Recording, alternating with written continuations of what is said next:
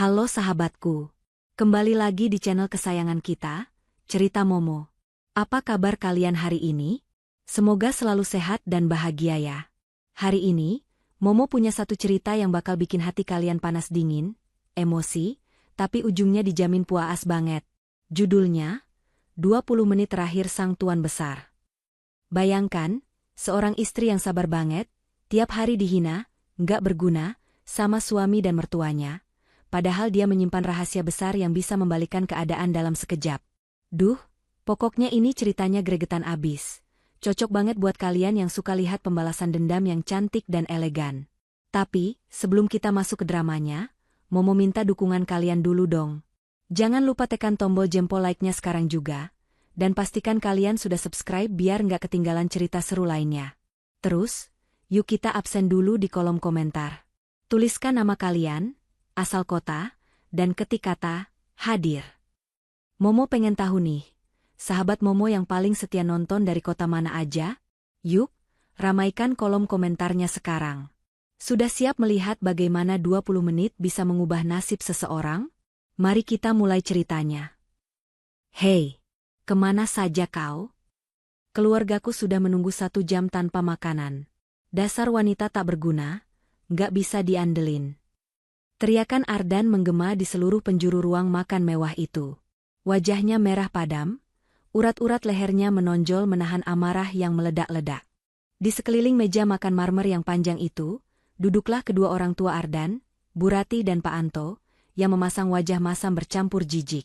Suara dentingan sendok yang dipukulkan ke piring kosong oleh Bu Rati semakin memanaskan suasana.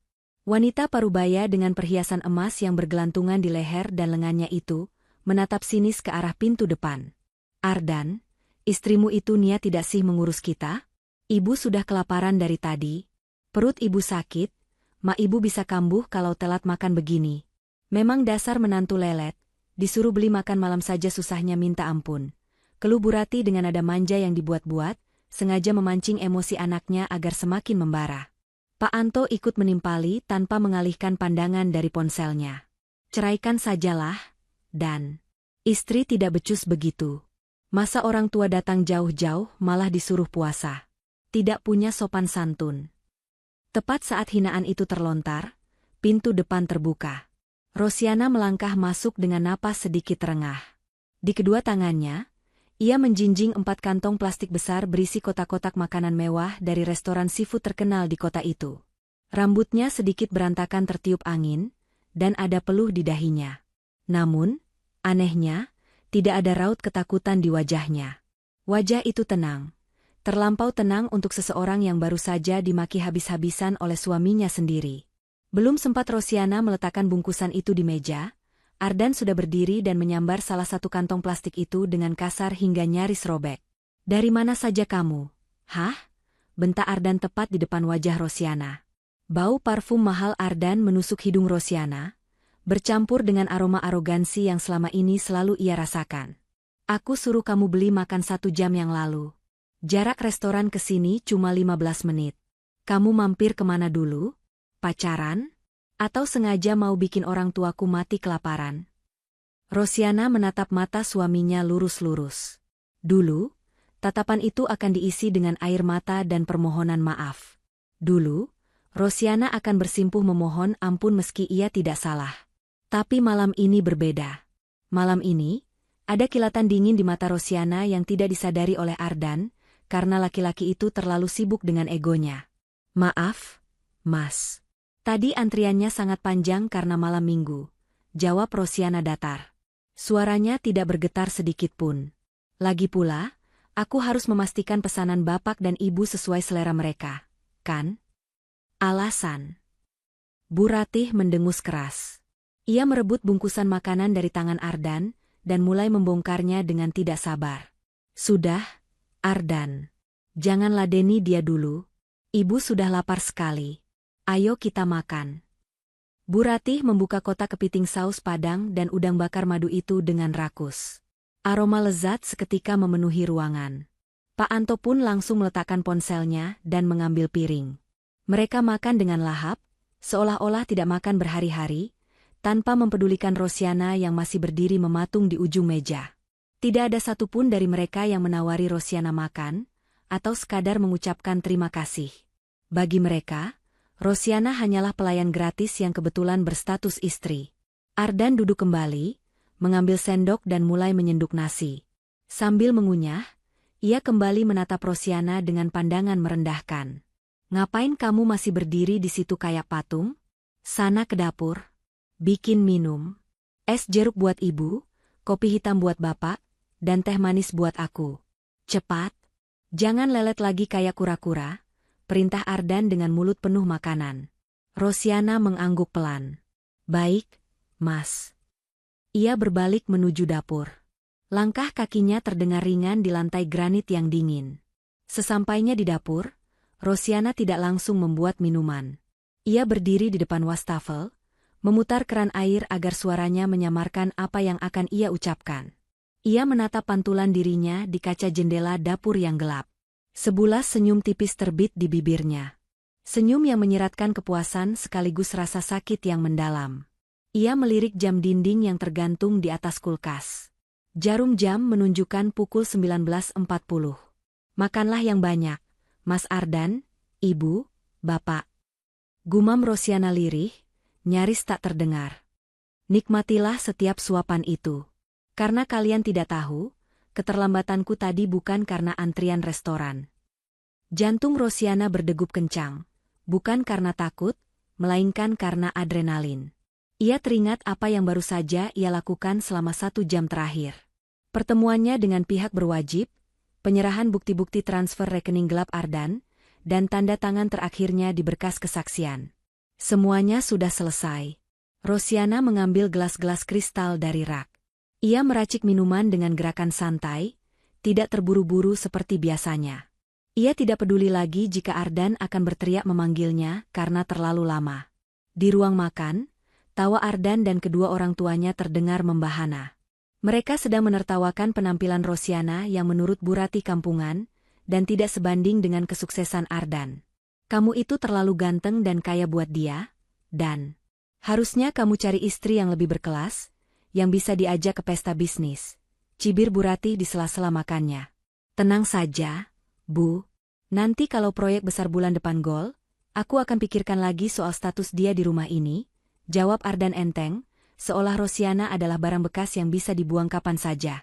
Rosiana mendengar percakapan itu dari dapur. Hatinya yang dulu perih kini terasa beku. Ia membawa nampan berisi minuman ke ruang makan. Wajahnya kembali datar tanpa ekspresi. Ia meletakkan gelas-gelas itu di depan keluarga yang telah menghancurkan harga dirinya selama 5 tahun terakhir. "Ini minumnya," kata Rosiana singkat. Ardan menyeruput tehnya, lalu menatap Rosiana tajam. "Lain kali kalau disuruh itu yang gesit. Jangan bikin malu aku di depan orang tua. Ingat, kamu itu numpang hidup di sini. Tanpa aku, kamu itu cuma gelandangan." Rosiana mundur selangkah, menyilangkan kedua tangannya di dada. Ia menatap jam dinding di ruang tengah. "Mas," panggil Rosiana pelan. "Apalagi?" bentak Ardan. "Kalian menikmati makanannya?" "Ya iyalah. Ini restoran mahal, bukan masakan kampungan kamu," sembur Bu Ratih. Rosiana tersenyum. Kali ini senyumnya lebih lebar, membuat Ardan sedikit mengernyit heran melihat ekspresi istrinya yang tidak biasa. "Syukurlah kalau kalian suka. Habiskan saja. Masih ada waktu sekitar 20 menit lagi sebelum semuanya berubah." "Ngomong apa sih kamu? Melantur ya?"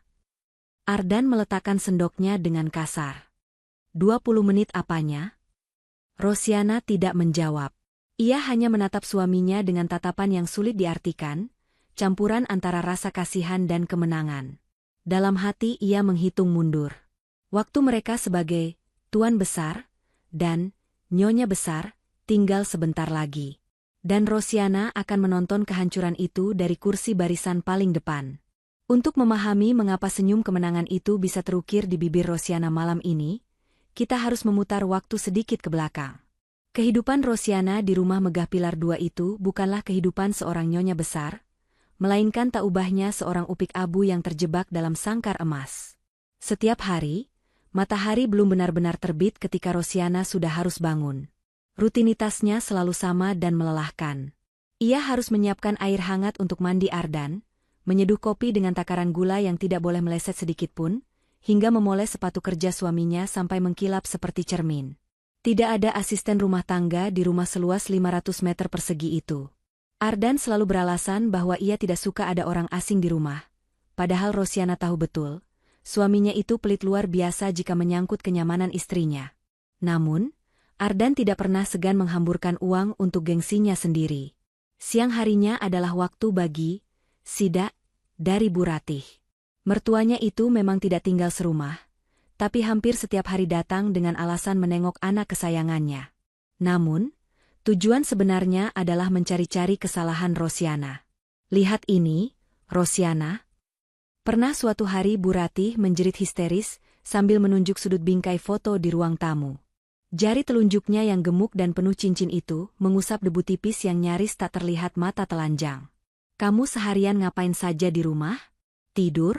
Nonton TV? Debu setebal ini tidak kamu bersihkan. Kalau Ardan kena asma bagaimana? Kamu mau tanggung jawab? Rosiana yang saat itu sedang mengepel lantai dengan keringat bercucuran hanya bisa menunduk. Maaf, Bu. Tadi Rosi sudah lab, mungkin debunya turun lagi dari kipas angin. Alasan terus. Dasar pemalas. Untung anakku baik hati masih mau menampung istri tidak berguna sepertimu. Kalau ibu jadi Ardan, sudah ibu pulangkan kamu ke rumah orang tuamu yang miskin itu. Caci Bu Ratih tanpa ampun. Kata-kata itu menusuk jantung Rosiana lebih tajam daripada sembilu. Namun ia hanya diam, menelan ludah yang terasa pahit.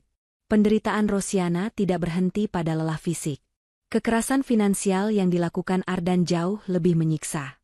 Ardan adalah pengusaha yang diakui sukses oleh lingkungan sekitar. Mobilnya berganti setiap 6 bulan sekali, jam tangannya seharga puluhan juta rupiah, dan setelan jasnya selalu bermerek impor. Namun, untuk urusan dapur, Ardan memperlakukan Rosiana seperti pengemis. Seringkali Rosiana harus berdiri mematung di depan pintu kamar, menunggu Ardan mengeluarkan dompetnya hanya untuk meminta uang belanja sayur.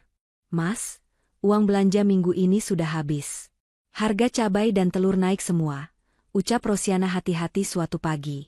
Ardan yang sedang mematut diri di depan cermin langsung mendelik. Ia melempar selembar uang Rp50.000 ke lantai, tepat di dekat kaki Rosiana. Kamu itu boros sekali sih. Perasaan baru kemarin aku kasih uang, masa sudah habis? Kamu korupsi uang belanja ya buat beli bedak. Padahal, Ardan hanya memberi jatah Rp500.000 untuk makan seminggu, termasuk sabun cuci dan kebutuhan rumah lainnya. Di kota besar seperti ini, uang segitu sangatlah pas-pasan, bahkan kurang. Rosiana seringkali harus menahan lapar di siang hari, hanya makan nasi dengan garam atau kerupuk, demi menyisihkan lauk yang layak untuk makan malam Ardan. Ia tidak pernah membeli baju baru selama 3 tahun terakhir. Bedak yang dituduhkan Ardan pun ia tidak punya. Wajahnya polos tanpa riasan, membuat wajah cantiknya terlihat layu dan kusam. Sementara Rosiana memungut uang Rp50.000 itu dengan tangan gemetar menahan tangis. Ardan dengan santainya menyemprotkan parfum mahal yang harganya bisa untuk makan Rosiana selama sebulan penuh. Pokoknya cukup-cukupin. Jangan minta lagi sampai minggu depan. Aku lagi banyak pengeluaran bisnis. Ketus Ardan sambil melangkah pergi, menginjak harga diri istrinya tanpa menoleh sedikit pun.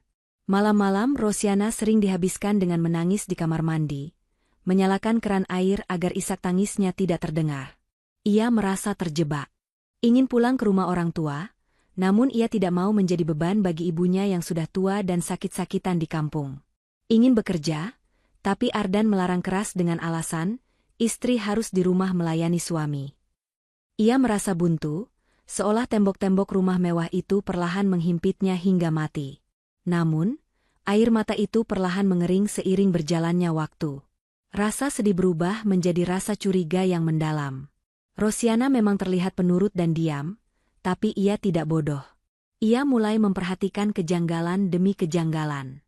Bagaimana mungkin Ardan selalu bilang, banyak pengeluaran bisnis, dan bisnisnya sedang sulit saat Rosiana meminta uang belanja, tapi di sisi lain Ardan terus membeli barang-barang mewah? Minggu lalu Ardan pulang membawa stik golf baru yang harganya belasan juta. Bulan sebelumnya, ia merenovasi garasi hanya karena bosan dengan warna catnya. Ada ketimpangan yang sangat mencolok antara kesulitan bisnis yang dikeluhkan Ardan dengan gaya hidup hedonis yang ditunjukkannya.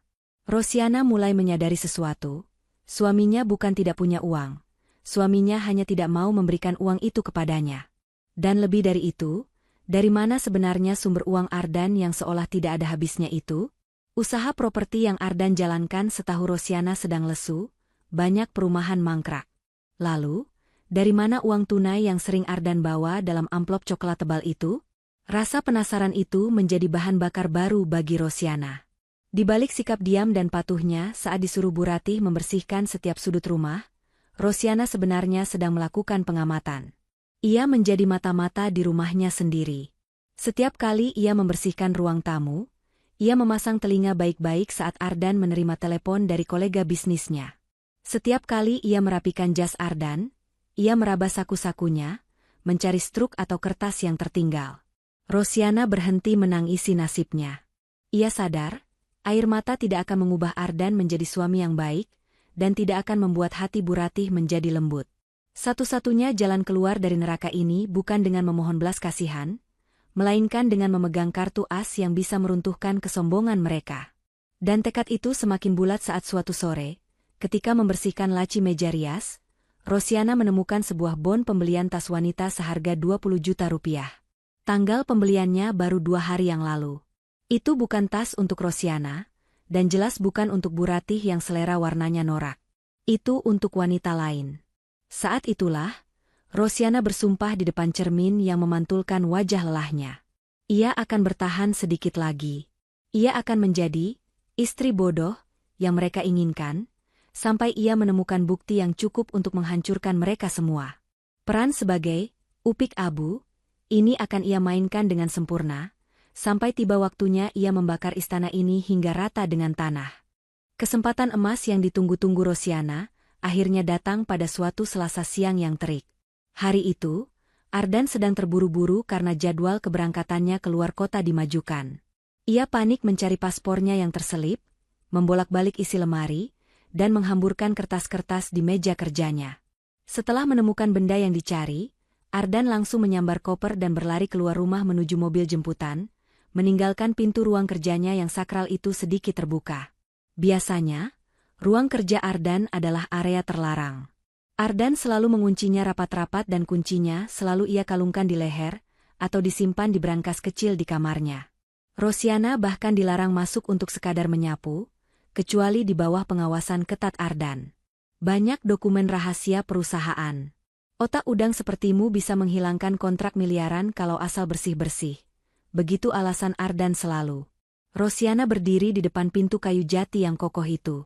Jantungnya berdegup kencang, seolah memukul-mukul rongga dadanya minta keluar. Suara mobil Ardan sudah menjauh, gerbang depan sudah ditutup kembali oleh satpam komplek. Rumah sepi. Ini saatnya. Dengan tangan gemetar, Rosiana mendorong pintu itu pelan.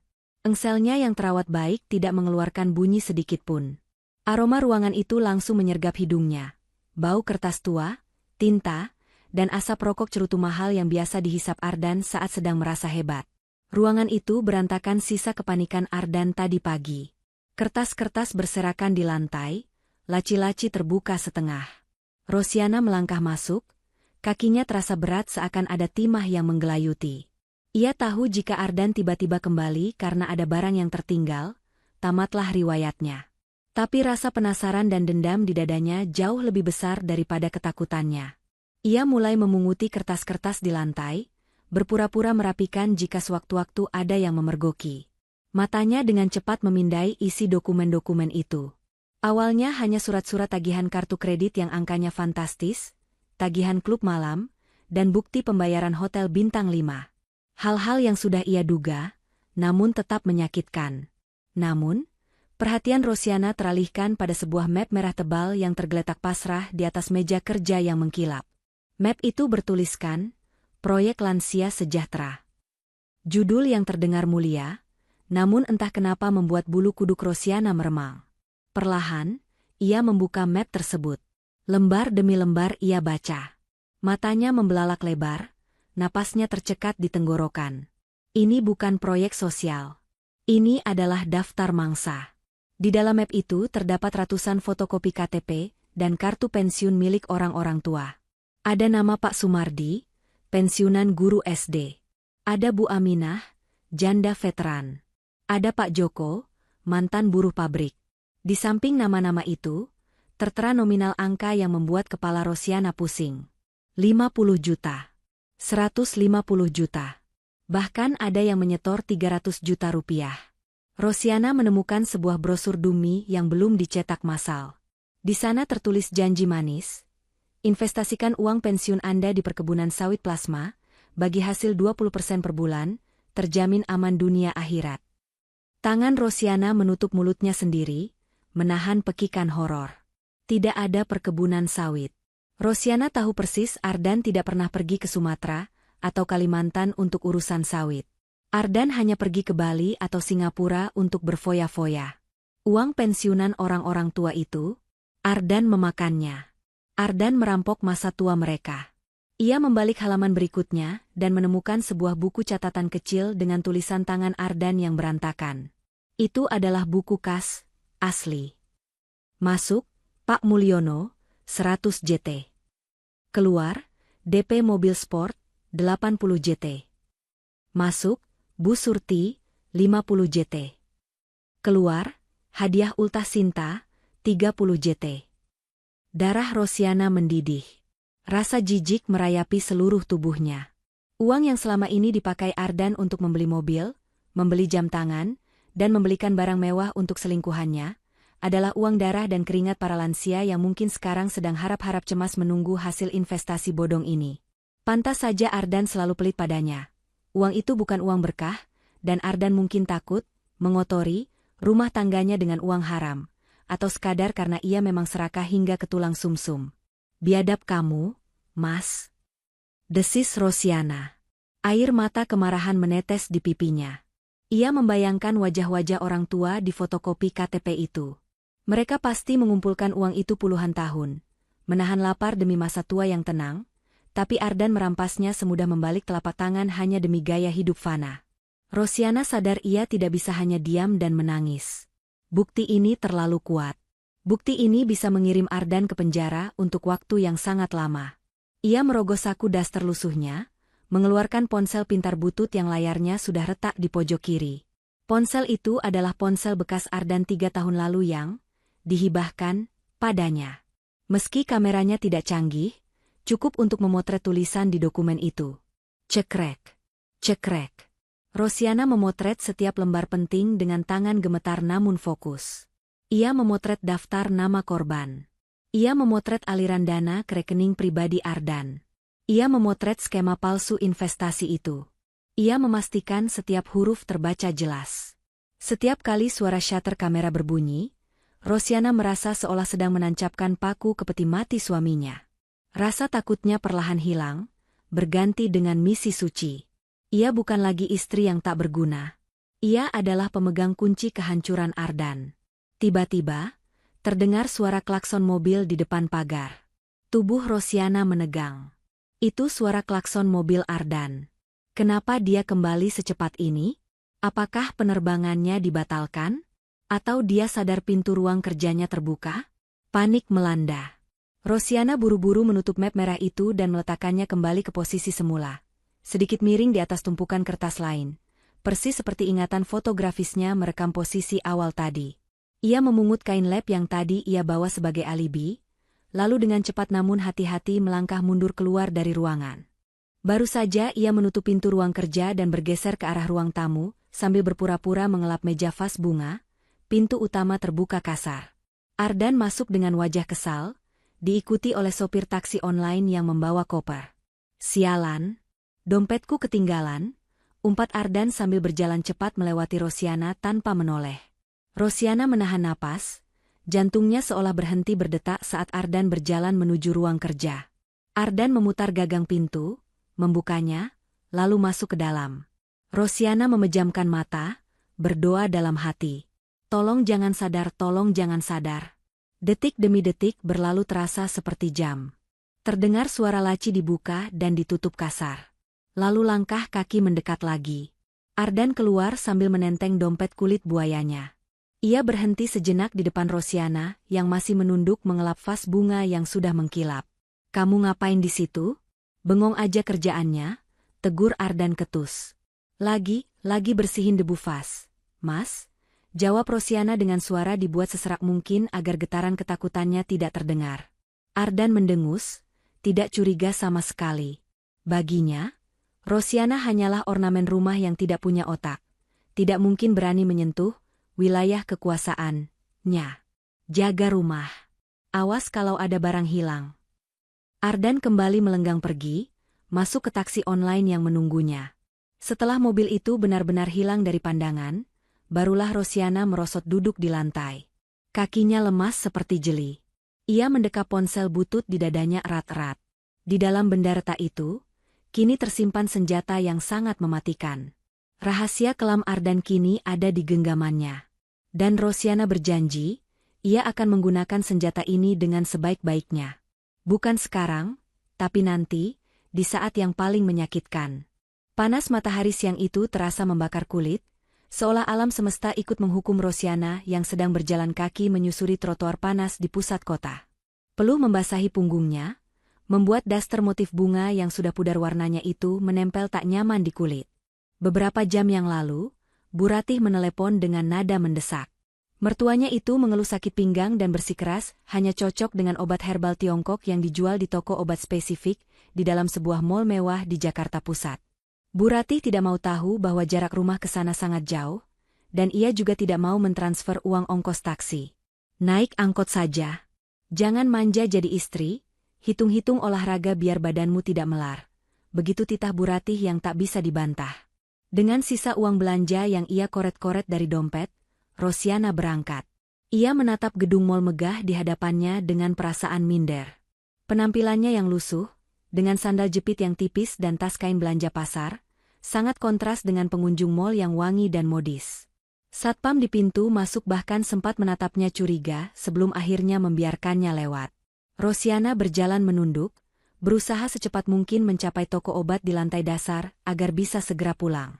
Namun, langkah kakinya terhenti mendadak di depan sebuah butik tas branded internasional yang dinding depannya terbuat dari kaca bening. Bukan tas-tas seharga ratusan juta yang menarik perhatiannya, melainkan sosok laki-laki yang sedang berdiri di depan kasir. Laki-laki itu mengenakan kemeja linen putih santai dan kacamata hitam yang disampirkan di kerah baju. Postur tubuhnya, cara berdirinya yang sedikit membungkuk saat tertawa, Rosiana hafal betul di luar kepala. Itu Ardan. Jantung Rosiana seakan berhenti berdetak. Bukannya Ardan pamit pergi ke Surabaya untuk meninjau proyek apartemen yang macet? Ardan bahkan pagi-pagi sekali sudah berkemas dan diantar taksi online ke bandara. Kenapa dia ada di Jakarta? Di mall ini? Rasa penasaran mengalahkan rasa takutnya. Rosiana bersembunyi di balik pilar besar, mengintip ke dalam butik. Ardan tidak sendirian. Di sebelahnya berdiri seorang wanita muda yang cantik jelita. Rambutnya panjang bergelombang, kulitnya putih mulus terawat, dan tubuhnya dibalut dress ketat berwarna merah menyala yang memamerkan lekuk tubuhnya. Wanita itu, yang kemudian diketahui Rosiana bernama Sinta, terlihat sedang merajuk manja sambil menunjuk sebuah tas tangan kecil berwarna emas. "Yang ini bagus banget, sayang. Cocok buat arisan nanti sama teman-teman sosialitaku. Boleh ya?" Suara wanita itu terdengar samar-samar saat pintu kaca butik terbuka, karena ada pelanggan lain keluar. Ardan tertawa renyah, tawa yang sudah bertahun-tahun tidak pernah ia berikan pada Rosiana. Tanpa ragu, Ardan mengeluarkan kartu kredit dari dompetnya, kartu yang sama yang selalu ia bilang, over limit, setiap kali Rosiana meminta uang susu atau beras. "Ambil saja, apa sih yang gak buat kamu?" jawab Ardan sambil mencubit pipi wanita itu dengan mesra. Dada Rosiana sesak bukan main. Ia merasa mual. Tas yang ditunjuk Sinta itu, harganya setara dengan biaya hidup Rosiana selama 2 tahun. Tas itu dibayar dengan uang hasil menipu Pak Sumardi, Bu Aminah, dan para pensiunan lainnya. Rosiana melihat Sinta kegirangan, memeluk leher Ardan dan mencium pipinya di depan umum tanpa rasa malu. Setelah transaksi selesai, pasangan itu keluar dari butik. Sinta menenteng paper bag besar dengan wajah berseri-seri, sementara Ardan merangkul pinggang rampingnya dengan posesif. Mereka berjalan melewati Rosiana yang bersembunyi di balik pilar. Jarak mereka hanya 2 meter. Rosiana bisa mencium parfum Ardan yang bercampur dengan parfum manis wanita itu. "Nanti malam kita makan di mana?"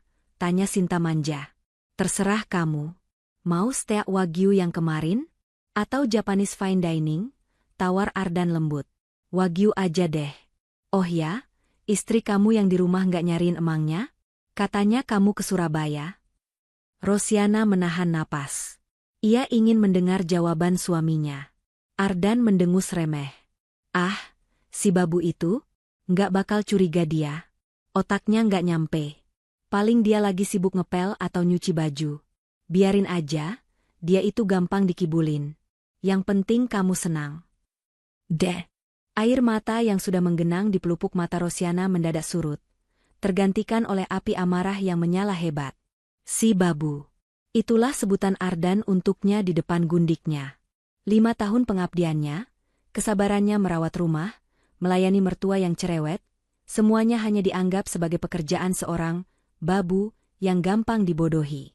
Rosiana tidak melabrak mereka. Ia tidak berteriak histeris menarik rambut Sinta atau menampar Ardan di tengah keramaian mall, meski hatinya menjerit ingin melakukannya. Ia tahu, jika ia membuat keributan sekarang, ia hanya akan dipermalukan. Ardan pasti akan memutarbalikkan fakta, menyebutnya istri gila yang cemburuan, dan ia tidak punya kekuatan apa-apa untuk melawannya saat ini. Sebaliknya, tangan Rosiana merogoh saku daster kumalnya. Ia mengeluarkan ponsel bututnya lagi. Dengan tangan gemetar menahan emosi, ia mengarahkan kamera ke arah punggung Ardan dan Sinta yang berjalan menjauh. Ia menekan tombol rekam video. Ia merekam bagaimana Ardan membukakan pintu mobil sedan mewah. Bukan mobil keluarga yang biasa ada di garasi, tapi mobil sport 2 pintu yang entah Ardan simpan di mana selama ini, untuk Sinta. Ia merekam plat nomor mobil itu. Ia merekam kemesraan mereka yang menjijikkan. Video berdurasi 2 menit itu tersimpan aman di memori ponselnya, bersanding dengan foto-foto dokumen penipuan yang ia ambil sebelumnya. Saat mobil mewah itu melaju meninggalkan lobi mall, Rosiana menatap bayangan dirinya di kaca jendela sebuah toko roti. Ia melihat wanita yang kurus, kusam, dan terlihat tua sebelum waktunya. Tapi di balik mata yang lelah itu, ada sorot mata pemburu yang baru saja menemukan mangsanya. "Puas-puasinlah ketawa kamu sekarang, Sinta," bisik Rosiana pada angin lalu. "Pakai tas mahal itu, makan daging wagyu itu. Karena sebentar lagi, kamu akan ikut terseret ke dalam lumpur yang dibuat oleh laki-laki yang kamu banggakan itu." Rosiana berbalik arah. Ia tidak jadi membeli obat untuk Bu Ratih. Persetan dengan sakit pinggang mertuanya. Ia punya urusan yang lebih penting. Ia harus pulang, menyusun kepingan puzzle kehancuran ini menjadi satu gambar yang utuh. Rasa sakit karena dikhianati kini berubah menjadi bahan bakar yang sangat efektif. Jika Ardan menganggapnya babu yang bodoh, maka Rosiana akan dengan senang hati menjadi babu yang membersihkan sampah-sampah ini dari hidupnya, selamanya. Ia melangkah menuju halte angkot dengan kepala tegak. Tidak ada lagi air mata. Yang ada hanya rencana dingin yang tersusun rapi di kepalanya. Babak baru permainan ini telah dimulai, dan kali ini, Rosiana yang memegang kendalinya. Malam itu, sepulang dari mall dengan tangan kosong tanpa obat pesanan Bu Ratih, Rosiana harus menerima amukan hebat dari mertuanya via telepon. Caci maki tentang betapa tidak bergunanya dirinya sudah menjadi makanan sehari-hari. Namun kali ini, Rosiana mendengarkannya sambil menatap layar ponsel retaknya dengan tatapan kosong namun tajam. Di galeri ponsel itu, tersimpan 2 kunci kehancuran Ardan, bukti investasi bodong dan bukti perselingkuhan. Rosiana sadar, ia tidak bisa bergerak sendirian. Ardan licin seperti belut. Uangnya banyak, meski hasil curian, dan ia pasti punya kenalan orang dalam yang bisa memutarbalikkan fakta jika Rosiana melapor ke kantor polisi sembarangan. Ia bisa saja dituduh mencuri dokumen atau memalsukan bukti. Rosiana butuh sekutu.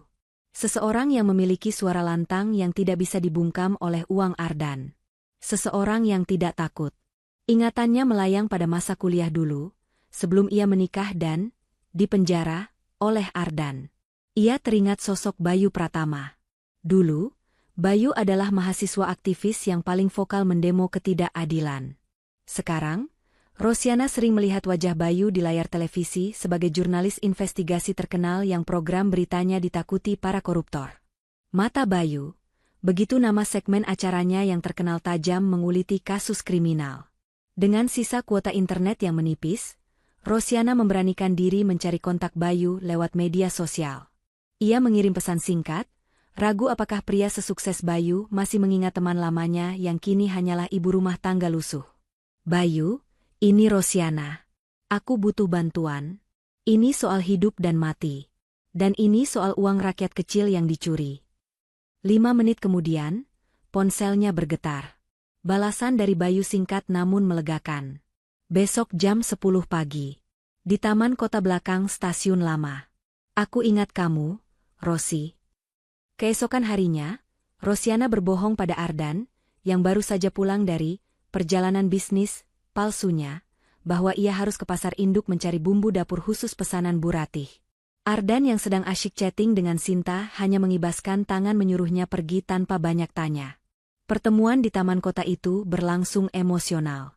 Bayu nyaris tidak mengenali wanita kurus kering dengan pakaian lusuh yang duduk di bangku taman itu sebagai Rosiana, primadona kampus mereka dulu. Ya Tuhan, Rosi, apa yang terjadi padamu? Tanya Bayu dengan nada prihatin yang mendalam saat melihat tangan Rosiana yang kasar dan wajahnya yang tanpa rona. Simpan rasa kasihanmu, Bay, potong Rosiana cepat. Ia tidak punya waktu untuk drama reuni. Ia mengeluarkan ponsel retaknya dan meletakkannya di antara mereka. Lihat ini. Bayu mengambil ponsel itu. Awalnya ia melihat dengan dahi berkerut. Namun semakin ia menggeser layar melihat foto-foto dokumen, proyek lansia sejahtera, dan aliran dana di buku kas Ardan, ekspresi wajahnya berubah drastis. Naluri jurnalisnya langsung menyala. Matanya membelalak kaget. Gila. Desis Bayu. Ini skema Ponzi raksasa. Korbannya para pensiunan, jumlahnya miliaran rupiah, dan suamimu pelakunya. Rosiana mengangguk kaku. Bukan cuma itu. Dia menggunakan uang itu untuk gaya hidup mewahnya dan membiayai gundiknya. Sementara para korban mungkin sekarang sedang menangis karena uang pensiun mereka lenyap. Aku punya videonya bersama selingkuhannya, bukti kalau dia tidak bangkrut, seperti yang dia bilang ke investor. Bayu menatap Rosiana dengan tatapan baru. Tatapan hormat. Kamu tinggal serumah dengan monster, Rosi. Dan kamu berhasil mendapatkan bukti seakurat ini tanpa ketahuan? Kamu nekat sekali. Aku sudah tidak punya apa-apa lagi untuk dipertaruhkan, Bay. Harga diriku sudah diinjak-injak. Aku cuma mau keadilan. Aku mau dia hancur sehancur-hancurnya. Bukan cuma di penjara, tapi dipermalukan di depan semua orang yang dia tipu. Bayu terdiam sejenak, otaknya berputar cepat menyusun strategi.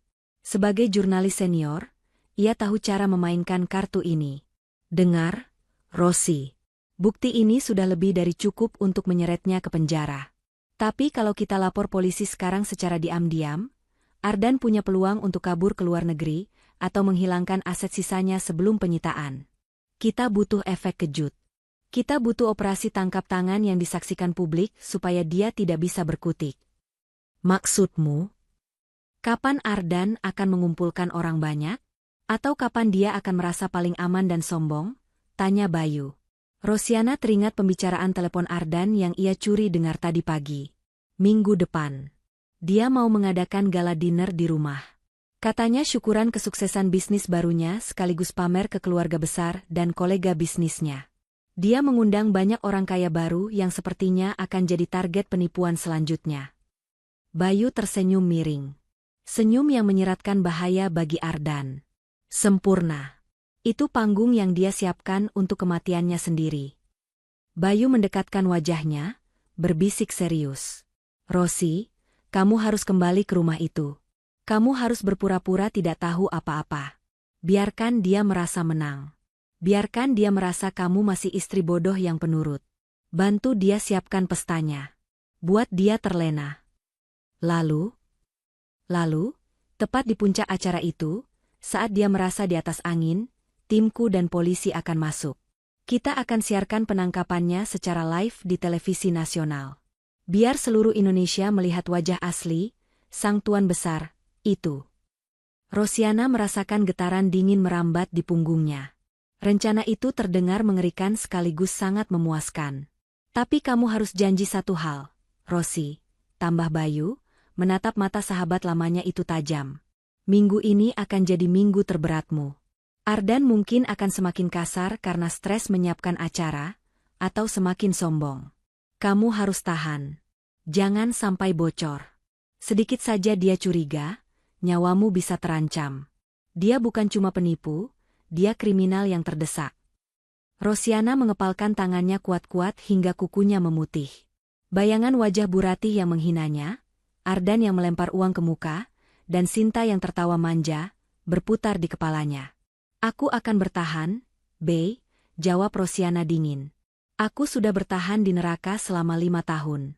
Seminggu lagi tidak ada artinya demi melihat dia jatuh. Bayu menyalin semua data dari ponsel Rosiana ke laptopnya yang aman. Sebelum berpisah, Bayu menggenggam tangan Rosiana sebentar, menyalurkan kekuatan. Kamu wanita kuat, Rosi. Bertahanlah. Bantuan akan datang.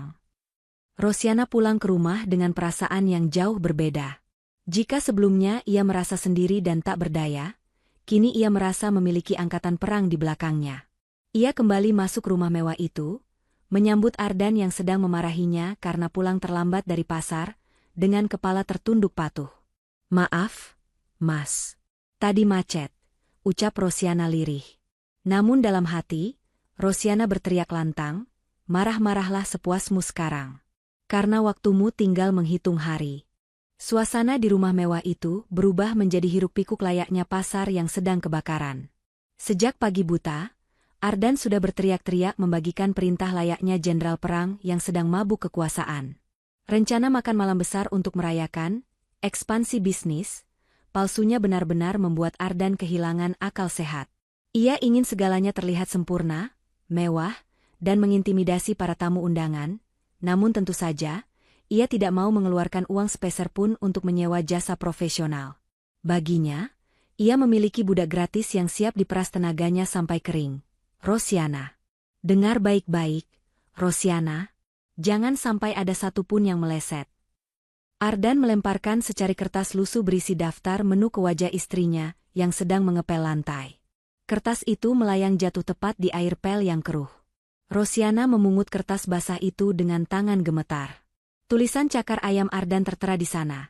Rendang daging sapi 3 kilo, ayam bakar madu, udang saus telur asin, sop buntut, dan puding buah 3 lapis. Semuanya harus dimasak sendiri. Mas, ini porsi untuk 20 orang lebih. Apa tidak sebaiknya kita pesan catering saja? Aku takut waktuku tidak cukup kalau harus masak semuanya sendirian, belum lagi harus beres-beres rumah. Ucap Rosiana mencoba bernegosiasi secara logis, meski ia tahu itu sia-sia. Catering? Kamu pikir uang itu turun dari langit? Sembur Ardan, matanya melotot tajam. Catering itu mahal. Rasanya belum tentu enak. Kamu itu di rumah seharian ngapain saja? Masak segitu saja manja. Dasar wanita malas. Pokoknya aku tidak mau tahu, besok malam semua makanan itu harus sudah tersaji di meja makan. Rasanya harus enak. Tampilannya harus berkelas kayak hotel bintang 5. Awas kalau sampai bikin malu aku di depan investor. Ardan kemudian duduk di sofa, mengangkat kakinya ke atas meja kaca yang baru saja dilap Rosiana. Ia menelepon seseorang dengan nada suara yang berubah drastis menjadi manis dan menjijikkan. Halo, Sinta sayang. Iya, besok malam jadi. Kamu datang ya. Pakai gaun merah yang kemarin kita beli. Tenang saja, si babu di rumah ini tidak akan curiga.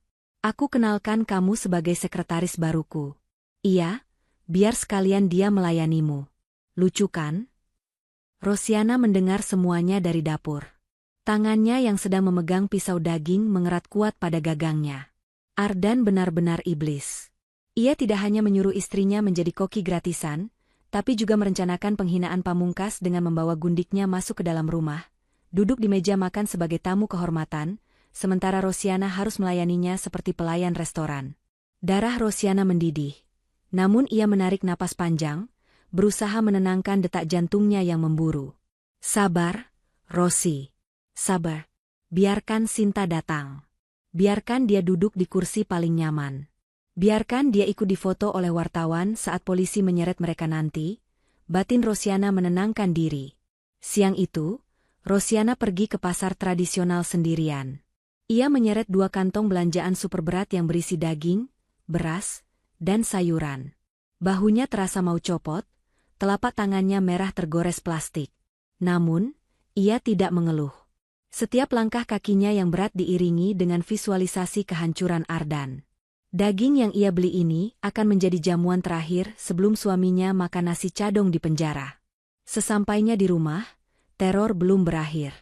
Ponsel rumah berdering. Itu dari Bu Ratih.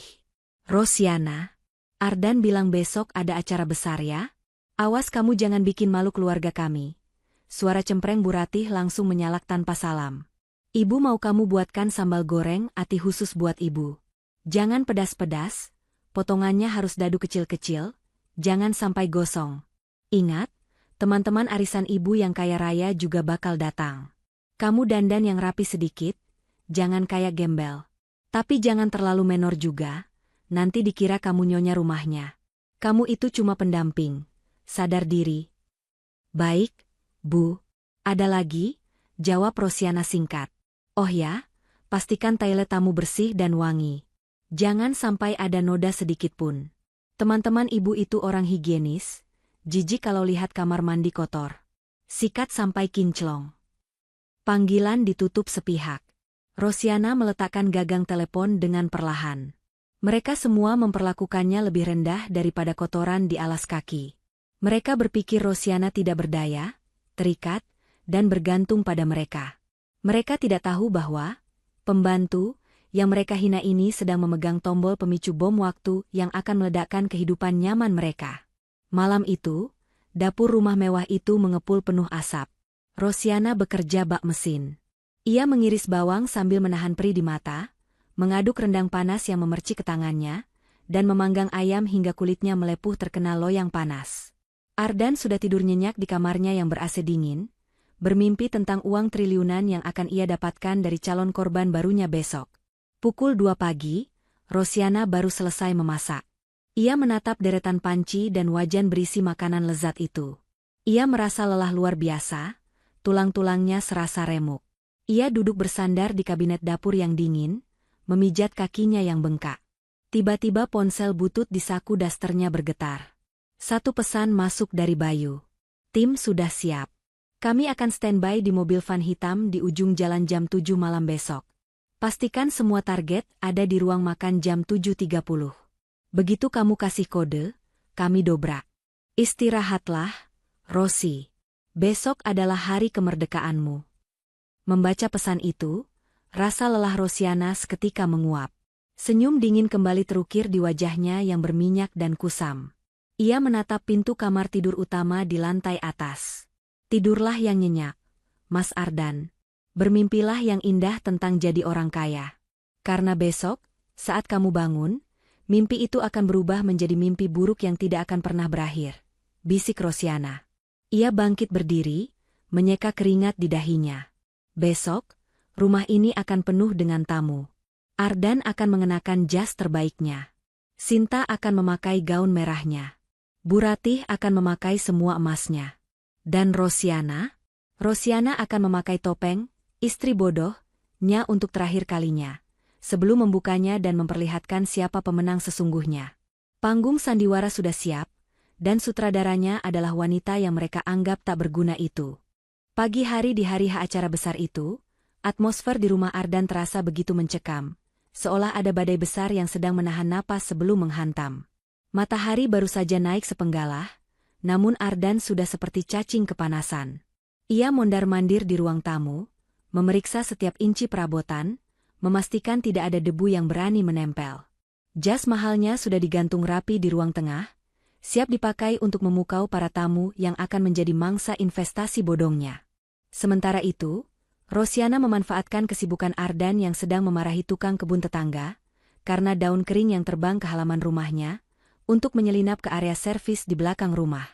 Di ruang cuci yang sempit dan lembab itu, di antara deru mesin cuci yang berputar, Rosiana mengeluarkan ponselnya dengan tangan gemetar. Ia harus melakukan konfirmasi terakhir. Satu kesalahan kecil saja dalam koordinasi waktu, rencana mereka bisa berantakan. Rosiana menekan tombol panggil cepat ke nomor Bayu.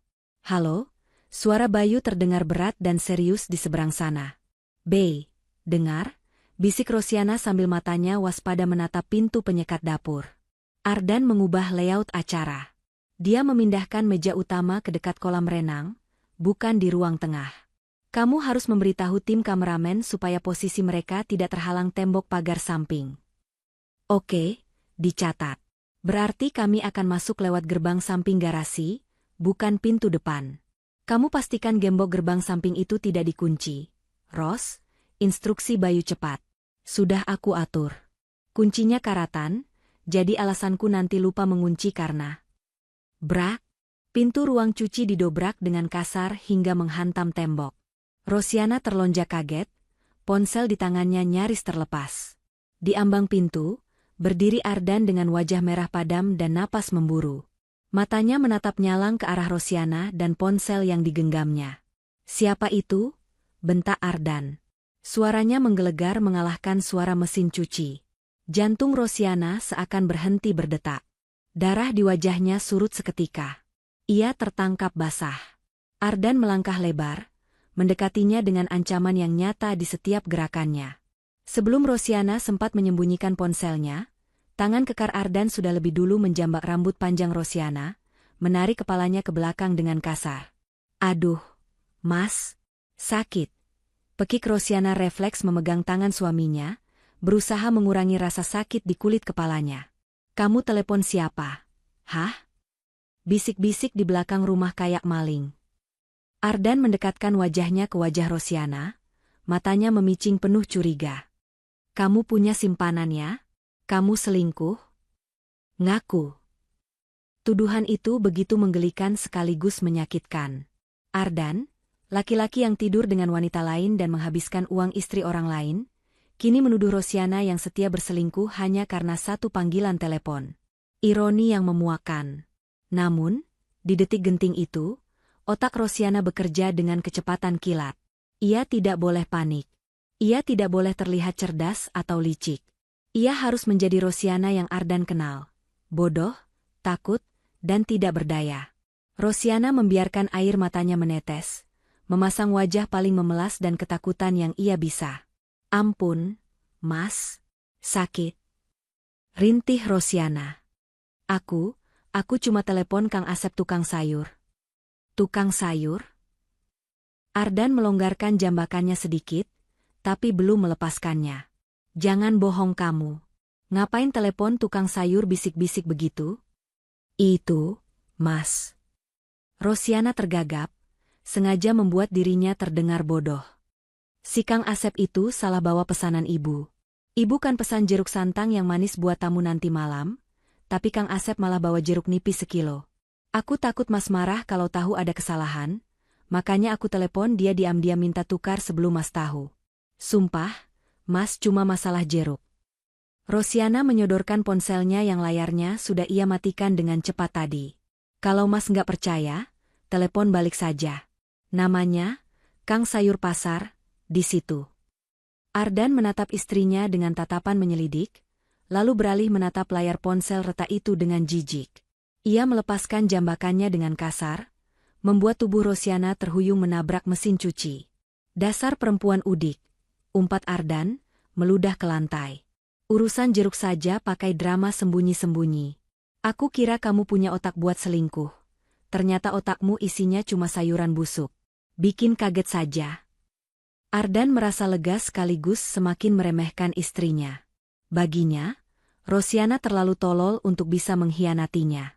Mana mungkin wanita yang ketakutan setengah mati hanya karena salah beli jeruk punya nyali untuk merencanakan sesuatu yang besar? Ardan tertawa mengejek dalam hati. Paranawanya hilang, digantikan oleh arogansi yang semakin membumbung tinggi. "Dengar ya, otak udang," Ardan menunjuk wajah Rosiana dengan telunjuknya. "Pokoknya nanti malam, jeruk itu harus sudah benar.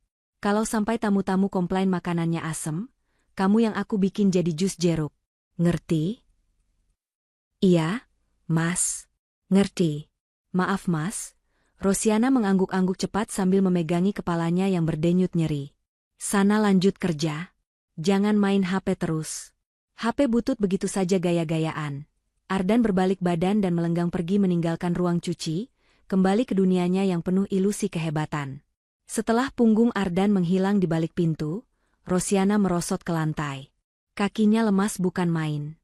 Keringat dingin membasahi punggungnya. Itu tadi sangat dekat. Terlalu dekat. Jika Ardan memeriksa riwayat panggilan dan melihat nama Bayu, yang untungnya tidak sempat ia simpan dengan nama asli, melainkan hanya deretan nomor tanpa nama, mungkin cerita ini akan berakhir tragis sebelum dimulai. Rosiana menarik napas dalam-dalam, menata kembali detak jantungnya. Ia meraba kulit kepalanya yang terasa panas akibat jambakan Ardan. Beberapa helai rambutnya rontok di tangannya. Ia menatap helai rambut itu dengan tatapan dingin yang mematikan. Sakit ini akan lunas nanti malam, Mas, desis Rosiana pelan. Setiap helai rambut yang kamu cabut, akan kamu bayar dengan 1 tahun di penjara. Kamu pikir aku bodoh karena urusan jeruk? Baiklah, teruslah berpikir begitu sampai borgol itu terpasang di tanganmu. Rosiana bangkit berdiri, menyeka air mata palsunya. Ia kembali mengenakan topengnya. Wajahnya kembali datar dan patuh. Ia berjalan keluar dari ruang cuci, menuju gerbang samping garasi. Dengan gerakan cepat dan tak terlihat, ia membuka gembok gerbang berkarat itu, lalu mengganjalnya sedikit dengan batu kecil agar tidak terkunci otomatis. Jalan masuk untuk para eksekutor sudah terbuka. Ardan yang sombong tidak menyadari bahwa benteng pertahanannya baru saja dibobol oleh tukang sayur yang ia hina. Malam itu, kediaman Ardan berubah menjadi panggung sandiwara paling megah. Lampu gantung kristal di ruang tengah dinyalakan dengan kekuatan penuh, memantulkan cahaya ke lantai marmer yang sudah dipoles habis-habisan oleh Rosiana. Mobil-mobil mewah berderet parkir di halaman hingga meluber ke jalanan, menandakan kelas sosial para tamu yang datang. Para pengusaha yang serakah akan keuntungan cepat, pensiunan pejabat yang bingung memutar uang, hingga sosialita yang gemar pamer. Ardan berdiri di tengah ruangan bagaikan raja minyak. Setelan jas hitam slim fit buatan desainer Italia membalut tubuhnya, menyembunyikan fakta bahwa dompetnya berisi kartu kredit yang sudah limit. Di sampingnya, Bu Ratih dan Pak Anto berdiri dengan dagu terangkat tinggi. Bu Ratih mengenakan kebaya sutra dengan bros berlian, yang entah asli atau palsu, sebesar kepalan tangan bayi di dadanya. Selamat datang. Silakan dinikmati hidangannya. Sapa Bu Ratih dengan senyum lebar yang dipaksakan, menyalami para tamu satu persatu. Semua ini berkat kejeniusan anak saya, Ardan. Bisnis investasinya memang tidak ada lawan. Bunganya tinggi, aman, berkah lagi. Pak Anto tidak mau kalah. Ia sibuk memamerkan jam tangan emasnya sambil menepuk-nepuk bahu seorang tamu. Zaman sekarang kalau cuma simpan uang di bank, rugi Pak. Mending ikut Ardan. Lihat tuh, hidupnya makmur. Kami orang tuanya saja kebagian berkahnya terus. Para tamu mengangguk-angguk kagum, terbuai oleh ilusi kekayaan yang disajikan di depan mata. Mereka tidak tahu bahwa makanan lezat yang mereka santap dengan lahap itu dimasak dengan air mata dan keringat seorang wanita yang kini berdiri di pojok ruangan, mengenakan pakaian seragam hitam putih layaknya pramusaji. Rosiana tidak diizinkan memakai gaun. Kamu pakai baju hitam putih saja, biar gampang bedain mana nyonya rumah mana pelayan. Begitu perintah Ardan tadi sore. Rosiana menurut. Ia berdiri memegang nampan berisi gelas-gelas kaktail buah, matanya menunduk, namun telinganya merekam setiap kebohongan yang keluar dari mulut suami dan mertuanya. Puncak penghinaan malam itu terjadi ketika pintu utama terbuka, menampilkan sosok yang ditunggu-tunggu Ardan. Sinta melangkah masuk dengan penuh percaya diri. Gaun merah menyala yang ia beli di Mall Tempo Hari membalut tubuhnya dengan sempurna, memperlihatkan kulit putih dan lekuk tubuhnya. Ia berjalan membelah kerumunan tamu bagaikan selebriti di karpet merah. Ardan langsung menyambutnya dengan antusias yang berlebihan. Hadirin sekalian, perkenalkan. Ini Sinta, sekretaris pribadi sekaligus mitra strategi saya dalam mengembangkan proyek Lansia Sejahtera. Seru Ardan bangga. Tepuk tangan riuh terdengar. Sinta tersenyum manis, mengangguk anggun. Namun, saat matanya bertemu dengan Rosiana di pojok ruangan, senyum itu berubah menjadi seringai mengejek. Sinta berjalan mendekati Ardan, berbisik mesra yang hanya bisa didengar oleh mereka berdua. Namun gestur tubuhnya yang menempel pada Ardan sudah cukup menjelaskan status aslinya kepada siapapun yang punya mata jeli. Tapi para tamu terlalu sibuk dengan mimpi kaya mendadak. Mereka tidak peduli moralitas tuan rumahnya. "Hei, kamu!" panggil Sinta sambil menjentikan jarinya ke arah Rosiana, seolah memanggil anjing peliharaan. "Sini." Rosiana menarik napas panjang, meredam gejolak di dadanya, lalu melangkah mendekat dengan nampan di tangan. "Saya mau minum." "Yang dingin," perintah Sinta angkuh, tanpa menatap wajah Rosiana. Ia sibuk membetulkan letak anting berliannya. Rosiana menyodorkan segelas es jeruk yang tadi pagi menjadi drama di ruang cuci. Sinta mengambilnya, menyeruput sedikit, lalu tiba-tiba menyemburkan kembali minuman itu ke lantai, tepat di dekat sepatu kets usang Rosiana. "Cuih, apaan ini?" pekik Sinta keras, membuat percakapan di ruangan itu terhenti seketika. Semua mata tertuju pada mereka. "Asem banget. Kamu niat ngeracunin aku ya? Ardan, pecat pelayan ini. Masa bikin minum saja nggak becus?" Ardan yang sedang mengobrol dengan investor kakap langsung menoleh. Wajahnya merah padam karena malu. Ia bergegas menghampiri, bukan untuk membela istrinya, tapi untuk menenangkan gundiknya. "Maaf ya, Sinta. Dia memang agak tolol," ucap Ardan lantang, sengaja mempermalukan Rosiana di depan puluhan pasang mata. Ardan menatap Rosiana dengan nyalang. "Heh, bikin malu saja kamu. Cepat bersihkan lantai ini. Jangan sampai tamu-tamu jijik lihat noda lengket." Bu Ratih ikut nimbrung, mengipas-ngipas wajahnya dengan dramatis. "Aduh, maaf ya Bapak Ibu sekalian. Menantu saya yang satu ini memang dari kampung, nggak ngerti selera orang kota. Bisanya cuma bikin emosi." Rosiana tidak membantah. Ia berjongkok, mengambil kain lap dari saku celemeknya, dan mulai membersihkan tumpahan minuman itu di bawah tatapan merendahkan Sinta. Sinta menatap ubun-ubun Rosiana sambil tersenyum puas, merasa menang telak. Ia bahkan sengaja memajukan ujung sepatu hak tingginya, nyaris menginjak jari tangan Rosiana yang sedang mengelap lantai. "Yang bersih," desis Sinta pelan, hanya untuk didengar Rosiana. "Tempatmu memang di bawah, Rosi. Di kaki kami." Rosiana menggosok lantai itu dengan gerakan lambat namun pasti. Dalam hatinya, tidak ada rasa sedih lagi. Air matanya sudah kering. Yang ada hanya hitungan mundur yang berdetak konstan di kepalanya. "Silakan tertawa, Sinta. Silakan injak aku, Mas Ardan. Silakan hina aku, Ibu," batin Rosiana. Saat Rosiana mendongak sedikit, ia melihat jam dinding besar di ruang tengah menunjukkan pukul 19.10. Ardan kembali ke tengah ruangan, mengangkat gelas tingginya untuk toast. "Bapak-bapak, ibu-ibu, malam ini adalah awal dari masa depan kita yang cerah. Dengan investasi ini, kita akan menguasai pasar." Seru Ardan berapi-api, disambut sorak-sorai tamu yang sudah mabuk oleh janji manis. Sinta bergelayut manja di lengan Ardan. Bu Ratih dan Pak Anto tertawa lebar memamerkan gigi emas mereka. Mereka semua berada di puncak dunia, merasa tak tersentuh, merasa abadi dalam kekayaan semu ini. Rosiana bangkit berdiri, membawa kain lap kotor di tangannya. Ia mundur perlahan ke arah dapur, menjauh dari kerumunan manusia-manusia serakah itu. Di ambang pintu dapur, ia berbalik menatap mereka untuk terakhir kalinya. Tatapan seorang sutradara yang melihat adegan terakhir sebelum layar ditutup paksa. Ponsel di sakunya bergetar satu kali. Kode dari Bayu. "Semua unit di posisi. Menunggu aba-abamu." Rosiana tersenyum tipis. Sangat tipis. Ia berjalan menuju meja makan tempat hidangan utama disajikan. Di sana, Ardan baru saja berteriak lagi. "Hei, mana tambahan makanannya? Kepitingnya sudah habis. Cepat bawa keluar lagi. Jangan lelet." Rosiana mengangguk. "Sebentar, Mas." Ia berjalan keluar pintu depan, berpura-pura mengambil pesanan makanan yang tertinggal seperti di bab 1. Namun kali ini, ia tahu, saat ia kembali nanti, ia tidak akan membawa makanan. Ia akan membawa kiamat bagi Ardan. Pesta para penipu ini sudah berlangsung terlalu lama. Saatnya menyalakan lampu sorot kebenaran. Suasana di ruang makan semakin riuh. Ardan masih sibuk tertawa-tawa dengan mulut penuh daging kepiting, sementara tangan kirinya merangkul pinggang Sinta yang duduk di sebelahnya dengan angkuh. Canda tawa mereka memekakan telinga, bersahut-sahutan dengan denting garpu dan pisau para tamu yang menikmati hidangan mewah itu.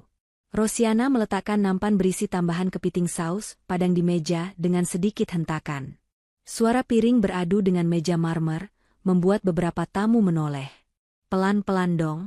Mau pecahin meja ya?" semprot Bu Ratih sambil mendelik. Mulutnya belepotan bumbu merah. Dasar tidak tahu sopan santun. Sudah telat, kasar lagi. Ardan menoleh, menatap istrinya dengan sorot mata meremehkan yang sudah sangat akrab bagi Rosiana. "Nah, akhirnya datang juga. Kamu itu kalau jalan kayak siput. Sana minggir. Jangan merusak pemandangan di sebelah Sinta." Rosiana tidak bergerak. Ia berdiri tegak di ujung meja, menatap satu persatu wajah orang-orang yang selama ini menghancurkan hidupnya. Tatapannya berhenti pada Ardan. Dulu, tatapan Ardan selalu membuatnya menciut takut. Tapi malam ini, Rosiana melihat Ardan bukan sebagai raksasa yang menakutkan, melainkan sebagai tikus kecil yang sedang menari di atas perangkap yang sudah tertutup. "Kenapa kamu senyum-senyum sendiri? Gila kamu ya?" bentak Ardan, merasa terganggu dengan senyum misterius di wajah istrinya yang biasanya murung itu. Rosiana menarik napas panjang, menikmati udara dingin dari AC ruang makan yang sebentar lagi akan terasa sangat panas bagi suaminya. "Aku cuma sedang menghitung waktu, Mas," jawab Rosiana dengan suara tenang namun menusuk. Suaranya tidak keras, tapi anehnya mampu membelah kebisingan pesta itu. "Makanlah yang lahap. Nikmati setiap gigitan daging itu. Karena ini adalah jamuan terakhirmu sebagai tuan besar yang terhormat." Hening. Beberapa tamu berhenti mengunyah. Sinta meletakkan gelas anggurnya, menatap Rosiana dengan kening berkerut. "Ngomong apa sih babu ini? Kesambet setan dapur ya?" cibir Sinta sambil terkekeh, mencoba mencairkan suasana. Ardan mendengus kasar. "Halah, abaikan saja. Dia memang suka melantur kalau kecapean. Maklum, otaknya agak miring." Ardan kembali menyenduk nasi, berusaha tidak peduli. Rosiana melirik jam dinding besar di atas bufet hias. Jarum panjang baru saja bergeser tepat ke angka 12. Pukul 19.30 pas. Waktunya habis. 20 menit sudah berlalu, Mas, ucap Rosiana pelan. Ia berjalan santai menuju televisi LED 80 inci yang terpampang megah di dinding ruang tengah, yang posisinya menghadap langsung ke meja makan panjang itu. Biasanya, TV itu hanya dipakai Ardan untuk menonton pertandingan bola atau memutar video klip musik. Rosiana menyambar remote TV yang tergeletak di meja kopi. Tanpa ragu, ia menekan tombol power. Layar hitam itu menyala, menampilkan logo stasiun berita nasional. Rosiana menaikkan volumenya hingga maksimal. Suara musik intro breaking news yang khas dan mendesak menggelegar memenuhi seluruh ruangan, membungkam tawa para tamu seketika. "Selamat malam pemirsa, kembali bersama kami dalam Breaking News. Sebuah kasus penipuan investasi terbesar tahun ini baru saja terungkap." Suara pembaca berita wanita yang tegas membuat semua kepala di meja makan menoleh ke arah layar TV. Pihak kepolisian malam ini resmi menetapkan status tersangka kepada Ardan Wijaya, pemilik PT Lansia Sejahtera, atas dugaan penipuan, penggelapan dana pensiun, dan pencucian uang dengan total kerugian mencapai 50 miliar rupiah. Prang! Sendok di tangan Ardan jatuh ke piring. Wajahnya yang tadi merah karena tawa, kini memucat seputih kertas dalam hitungan detik. Matanya melotot menatap layar TV. Di sana, foto wajahnya terpampang jelas di samping tulisan besar berwarna merah, "Buronan kelas kakap." Tidak berhenti di situ, layar berganti menampilkan video rekaman amatir, video yang diambil Rosiana di Mall tempo hari.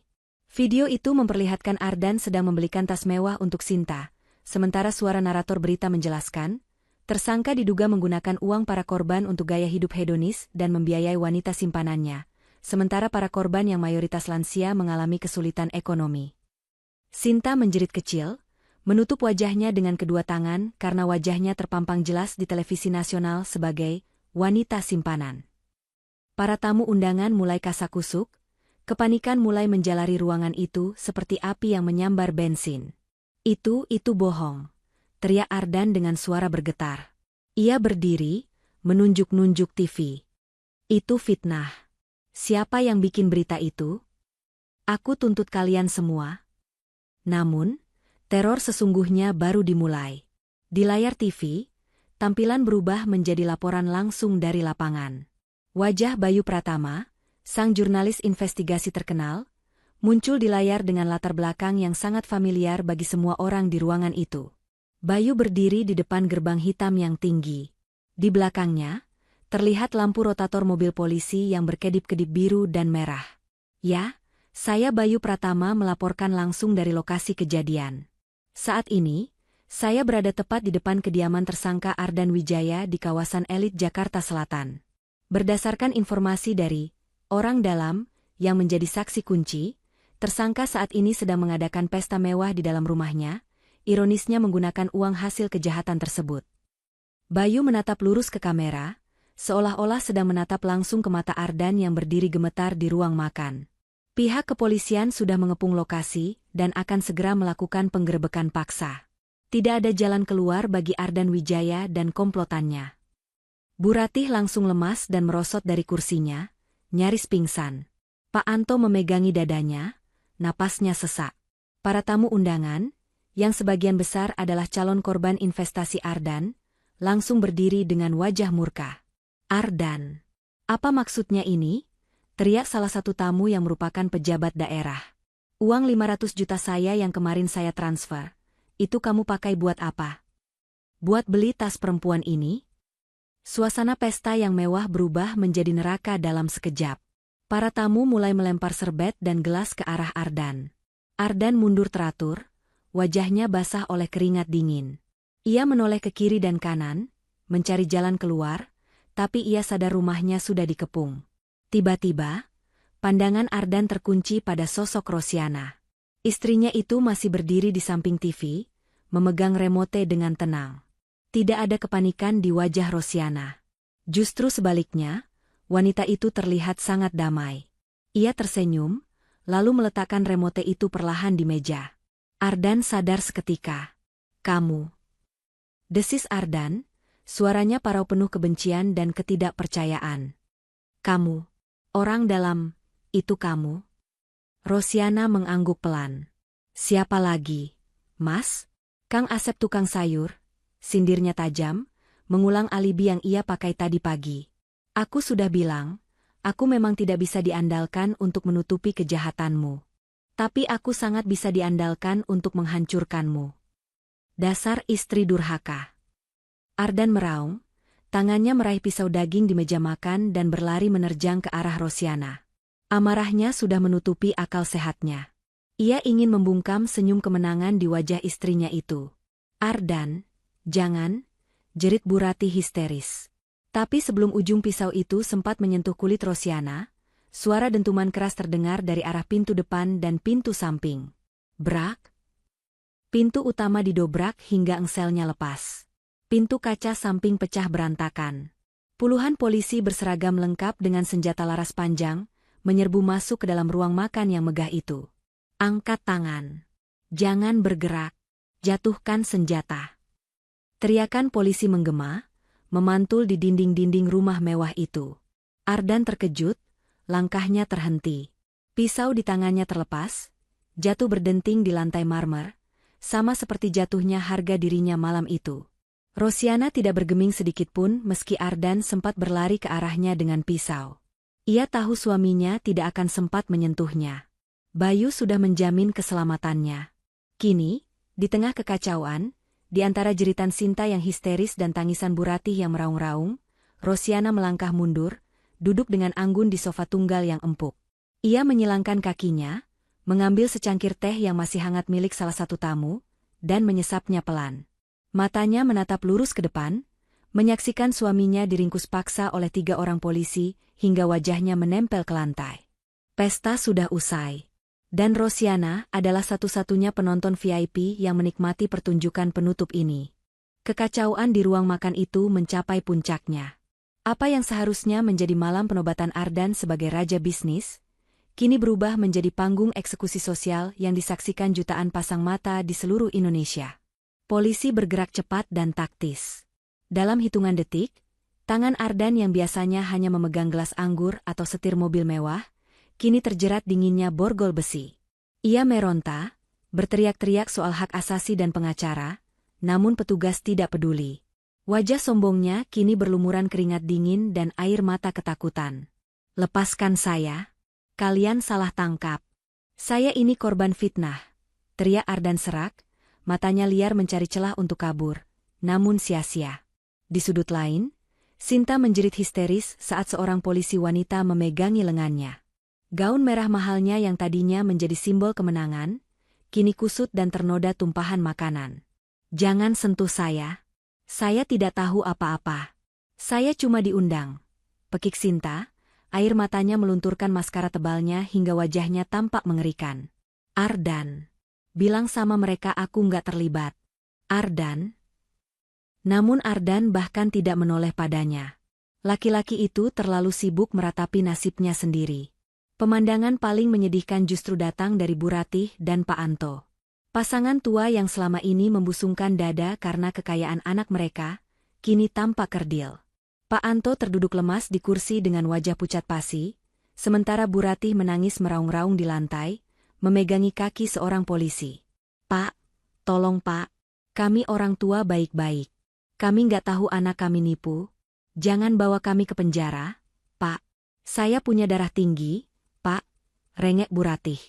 Polisi itu dengan tegas namun sopan meminta Bu Ratih berdiri. "Ibu ikut dulu ke kantor untuk dimintai keterangan." Aliran dana ke rekening ibu juga mencurigakan. Saat mereka digiring keluar melewati ruang tengah menuju mobil patroli, langkah Ardan terhenti tepat di depan sofa tempat Rosiana duduk. Rosiana masih di sana, tenang, dengan cangkir teh di tangan yang kini sudah kosong.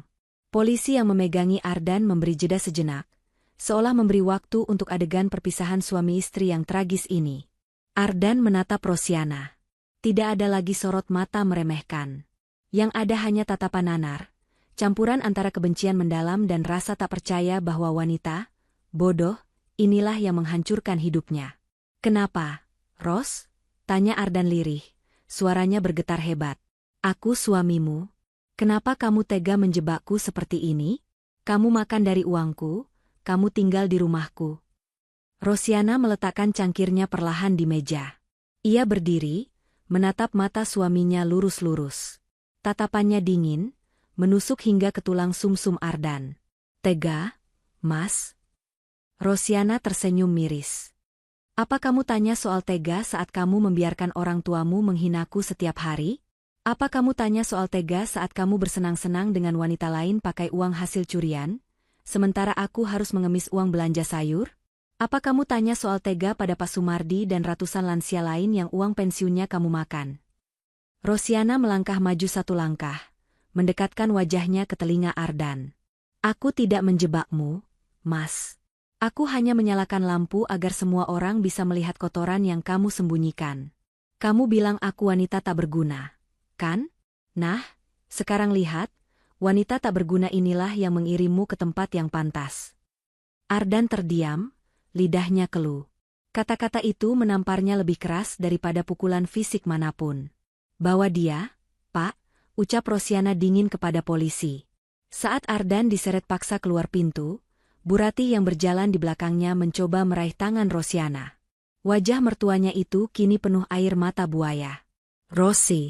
Rosiana, anakku sayang, tolong ibu, nak, bilang sama polisi kalau ibu ini mertua yang baik. Tolong, Rosi, kamu kan menantu kesayangan ibu." Bujuk Bu Ratih dengan wajah memelas yang menjijikkan. Rosiana menepis tangan Bu Ratih dengan lembut namun tegas. Ia menatap wanita tua itu dengan tatapan kasihan. "Maaf, Bu. Saya cuma menantu lelet dan kampungan." "Ucapan orang kampungan mana didengar polisi?" jawab Rosiana telak, mengembalikan kata-kata yang pernah Bu Ratih lontarkan padanya. "Lagi pula, ibu bilang mau makan enak kan? Di penjara makannya gratis kok, Bu. Tidak perlu takut telat makan lagi." Bu Ratih melongo, tak menyangka akan mendapat balasan setajam itu. Belum sempat ia membalas, polisi sudah menggiringnya masuk ke mobil patroli menyusul anak dan suaminya. Satu persatu mobil polisi meninggalkan halaman rumah mewah itu dengan sirine yang meraung-raung, memecah keheningan malam komplek elit tersebut. Para tamu undangan yang menjadi korban penipuan sudah bubar, sebagian ikut ke kantor polisi untuk membuat laporan, sebagian pulang dengan sumpah serapah. Kini, rumah besar itu sunyi. Pintu depannya menganga lebar, rusak bekas dobrak paksa. Lantai marmernya kotor oleh jejak sepatu laras panjang dan tumpahan makanan.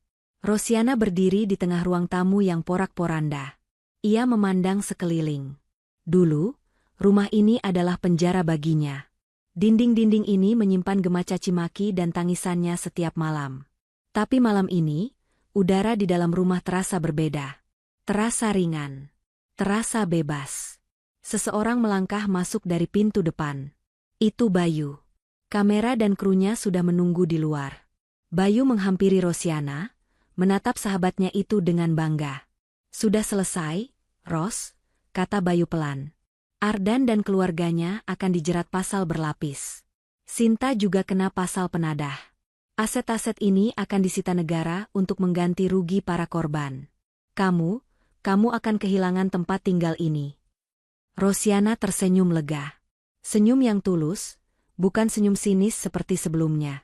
Ia melepas cincin kawin emas putih di jari manisnya, lalu meletakkannya di atas meja kopi, tepat di samping remote TV yang menjadi saksi bisu kemenangannya. "Aku tidak butuh rumah ini, B.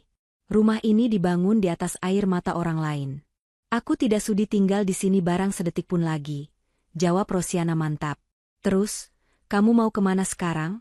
tanya Bayu. "Pulang," jawab Rosiana singkat. "Pulang ke kampung, menemui ibuku. Meminta maaf karena sudah lama tidak pulang demi melayani suami yang salah. Aku mau mulai hidup baru. Hidup yang tenang, makan nasi garam pun tak apa, asal hatiku tidak diinjak-injak." Rosiana mengambil tas kain lusuhnya yang berisi pakaian seadanya, satu-satunya harta yang benar-benar miliknya dan halal. Ia berjalan keluar dari rumah megah itu, tanpa menoleh ke belakang sedikit pun. Di luar pagar, garis polisi berwarna kuning hitam mulai dipasang melintang. Rosiana melangkah melewatinya. Angin malam menerpa wajahnya, terasa sejuk. Di langit, bulan bersinar terang, seolah ikut tersenyum menyambut kebebasan seorang wanita yang telah berhasil memenangkan pertarungan harga dirinya dengan cara yang paling elegan. Sang tuan besar telah runtuh. Sang nyonya besar palsu telah jatuh. Dan Rosiana, si upik abu yang dihina, kini berjalan tegak di bawah sinar rembulan sebagai pemenang sejati. Tamat. Pesan moral. Jangan pernah menilai seseorang dari diamnya, dan jangan pernah meremehkan orang yang terlihat lemah. Kejahatan dan kesombongan mungkin bisa berjaya sementara waktu, namun karma akan selalu menemukan jalannya, seringkali melalui tangan orang terdekat yang paling sering disakiti. Kesabaran ada batasnya, dan balasan yang paling menyakitkan bukanlah kekerasan, melainkan kebenaran yang terungkap di waktu yang tepat.